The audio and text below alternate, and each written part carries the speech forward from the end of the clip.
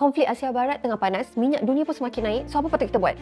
Dengar dulu. Bayangkan yang kita tengah nikmati harga RM1.99 seliter ni tiba-tiba dah tak ada. Kita kena bayar harga tanpa subsidi. Dia macam ni. Contoh kita kerja kat tingkat 10, hari-hari kita naik lift. Lift ni umpama subsidi kerajaan lah. Tiba-tiba lift tu rosak. Terpaksalah kita naik tangga dengan muatan berat lagi. So, apa perancangan kita? Panik ke? Alhamdulillah tak perlu panik sebab kerajaan tak pindahkan kos kepada kita. Kita semua tak bayar harga penuh sebab kita dilindungi.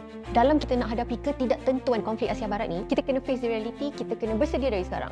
First, kita kena belanja ikut keperluan, bukan ikut trend, bukan sembarang menunjuk. Second, start menabung bermula hari ini. Kalau ada bonus ke, duit lebih ke, simpan sebab emergency fund tu sekurang-kurangnya dapat membantu untuk fasa seterusnya. Let's say Iran dan Amerika dah mula nego, dah cool down, brand pun dah tunjukkan penurunan harga, tapi Means of Flight Singapore atau MOFS tak nampak turun pun. Mesti ramai fikir, wow, brand dah turun, mesti semua harga turun terus. Jawapannya, tidak. Kalau you all nak tahu, harga minyak Malaysia adalah berdasarkan Automatic Pricing Mechanism atau APM yang menggunakan harga MOFS. Ini adalah salah satu faktor kenapa harga minyak tak turun terus, sebab stok lama masih mahal dan demand tinggi. Jadi harga petrol akan ambil masa untuk adjust. Ini adalah paling penting guys, kebersamaan kita sebagai rakyat Malaysia adalah satu kekuatan. Stop tuding jari, elakkan pembaziran, have empathy untuk orang yang memerlukan. Kita kongsi rezeki sama-sama. Situasi sekarang memang luar kawalan kita, tapi kita boleh buat persiapan menguruskan kewangan dalam keluarga kita, membuat persiapan mental untuk apa-apa sahaja kemungkinan yang bakal datang yang dalam kawalan kita. We are together in this. Sediakan pakaian sebelum hujan.